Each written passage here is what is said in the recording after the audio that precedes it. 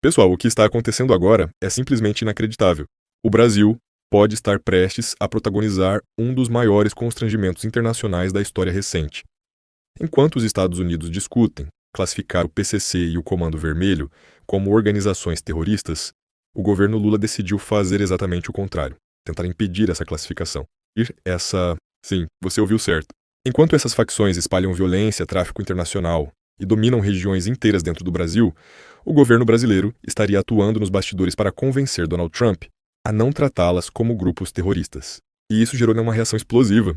Trump já deixou claro que os Estados Unidos não vão tolerar cartéis e organizações criminosas operando internacionalmente.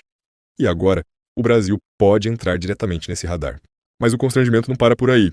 Até dentro da própria imprensa tradicional, o clima ficou estranho. Em um momento raro, uma apresentadora da Globo News chegou a demonstrar indignação ao comentar a situação, dizendo que é constrangedor ver o governo brasileiro ter que explicar ao mundo por que está tentando evitar essa classificação. Quando até a Globo começa a demonstrar desconforto, é porque a situação realmente saiu do controle. E como se não bastasse esse desgaste internacional, Lula ainda protagonizou outro episódio que chamou a atenção. Cancelou presença em um evento internacional, após descobrir que políticos da oposição estariam presentes. A pergunta que fica é simples. O que exatamente o governo está tentando proteger? Assista agora ao trecho e veja você mesmo. Para cada bandido terrorista que contrabandeia drogas venenosas para os Estados Unidos da América, por favor, esteja avisado que vamos explodir você da existência. É isso que estamos fazendo, não temos escolha. Não posso deixar isso acontecer, eles estão destruindo. Eu acredito que perdemos 300 mil pessoas no ano passado para drogas. 300 mil fentanil e outras drogas. Cada barco que afundamos carrega drogas, que mataria mais de 25 mil americanos. Não vamos deixar isso acontecer. Aqui na América do Sul, nós nos colocamos como uma região de paz. Aqui ninguém tem bomba nuclear, aqui ninguém tem bomba atômica, aqui os nossos drones é para a agricultura, para ciência e tecnologia e não para a guerra.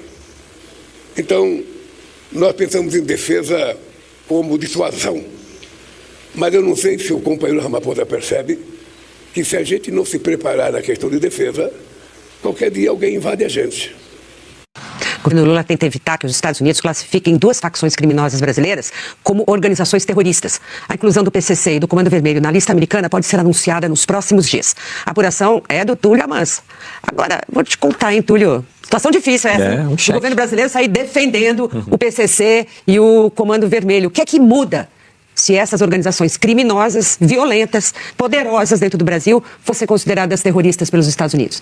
O Brasil, o governo brasileiro, nos bastidores, diz que seria um desrespeito à soberania nacional caso os Estados Unidos decidissem atuar contra o PCC e contra o Comando Vermelho, mesmo já não sendo novidade que essas facções têm braços fora do Brasil. E o governo brasileiro tenta mostrar para o governo norte-americano que dá conta do recado. A ideia é, de fato, demonstrar as ações que o governo brasileiro vem fazendo contra essas duas facções. Se não for possível esse contato, aí o presidente Lula vai entrar em campo. Situação. Olha, é até constrangedor ter de comentar isso, porque, assim, o presidente Lula pegar no telefone para ligar para o Trump, para dizer, olha, veja bem, né, não classifica, não deixa de ser uma tomada de defesa em nome da soberania, mas também trazendo para a mesa dele, para os assuntos internacionais dele, duas organizações criminosas perigosíssimas no Brasil. Léo, que conhece tudo de violência e segurança no Brasil, acompanha tudo isso, a gente está sempre debatendo. Quer dizer, os Estados Unidos iam atacar a organização. Você fala assim, o cartel de Moncloa. Ele está localizado em Moncloa. Né, no México. O cartel de sei lá, Medellín, nós estamos falando de uma organização criminosa que é transnacional e que está esparramada pelo Brasil inteiro. Quer dizer, como é que os Estados Unidos atacavam? É difícil também imaginar isso, né, Léo? Você vê alguma vantagem no Brasil de comprar essa bandeira?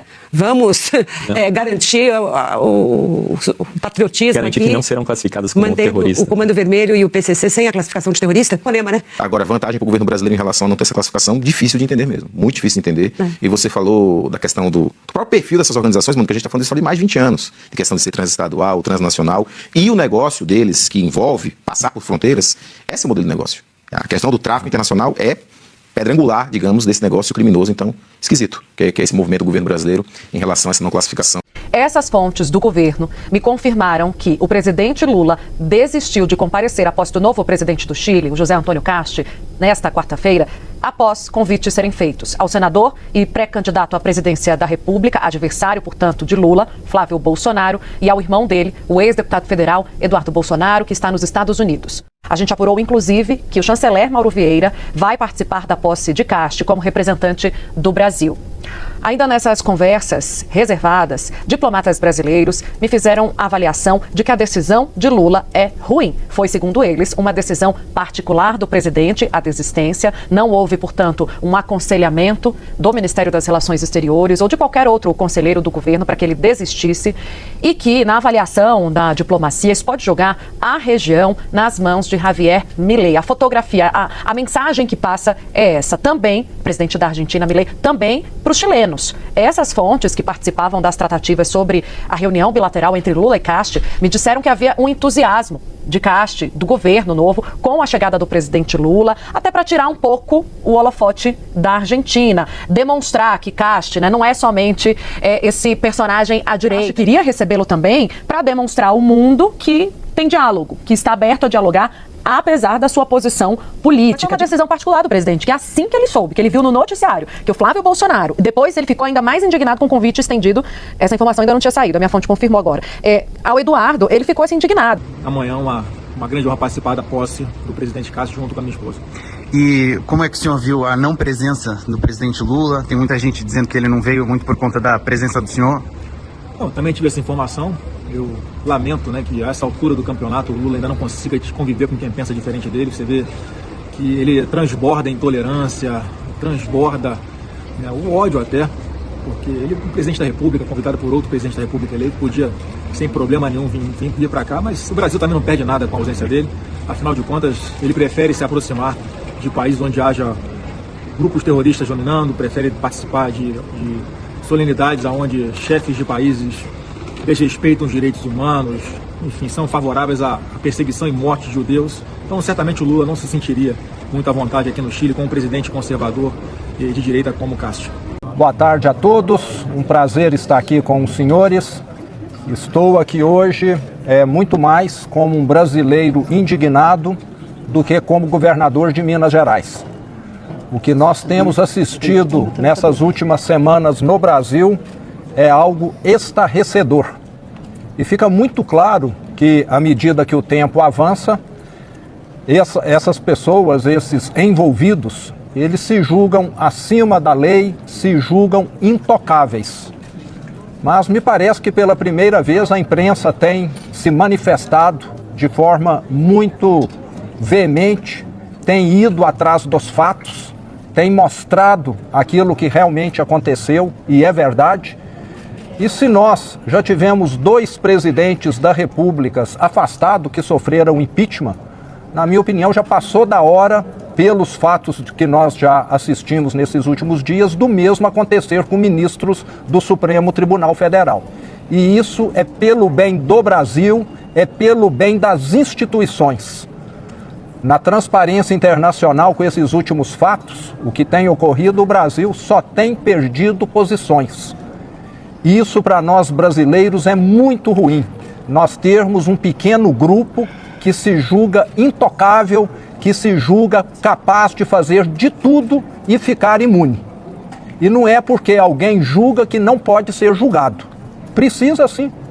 Eu falo que perfeição só existe no plano divino. Aqui na Terra todos cometem erros. E parece que no Brasil a magistratura passou a se considerar imune de erros. São seres humanos e cometem erros como qualquer outra carreira. Então precisamos mudar essa lei da magistratura. A grande maioria dos magistrados, 99%, são pessoas corretas, que merecem o nosso respeito. E estão tendo seu nome manchado por causa de uma minoria. Então está ficando muito ruim para o Poder Judiciário o que está acontecendo no Brasil. Agora eu fico espantado porque não há nenhuma associação de magistrados se posicionando. Silêncio total, muito estranho. Não vejo a OAB se posicionando, silêncio. Não vejo centros acadêmicos das faculdades de direito também se posicionar, esse pessoal tão ativo, assistindo essas aberrações nesses últimos dias e todo mundo calado. Mas ainda bem que nós aqui do Partido Novo estamos aqui, não temos o rabo preso com ninguém, estamos aqui porque sabemos que o que foi cometido é gravíssimo e que merece ser apurado. E como governador de Minas, de um estado que liderou o início do processo de independência do Brasil, eu estou aqui indignado, como quase todos os mineiros. E vamos levar adiante. Não pode existir mais nesse país os intocáveis. Casta existe na Índia. Aqui no Brasil nós temos de acabar com essa casta dos intocáveis. Não pode. É algo gravíssimo, é uma afronta ao brasileiro que levanta cedo, trabalha o dia todo e rala. Se alguém é ambicioso e quer ficar rico, ótimo, mas vá atuar no setor privado e não ficar exercendo um cargo público e se aproveitando disso. Está claríssimo o que aconteceu. É ambicioso, vai para o privado, tem muitas oportunidades. Aí eu fiquei lá 30 anos, não mata ninguém. Agora, querer ganhar dinheiro a troco de venda de favores, de abertura de algum contato, etc., é algo que nós não podemos admitir. E vamos levar essa batalha até as últimas consequências. Como eu disse, não tenho o rabo preso, estou aqui para fazer o certo. E o que me motivou a ser candidato em 2018 foi a roubalheira e a incompetência do PT que destruiu Minas Gerais. E agora nós estamos aí assistindo novamente algo semelhante. E cadê o posicionamento do presidente também? Não vi. E quem está calado, na minha opinião, é porque está concordando. Porque quem está omisso é porque parece que está achando que tudo que está ocorrendo é normal. E não é. Muito obrigado. Muito bem. Pois é.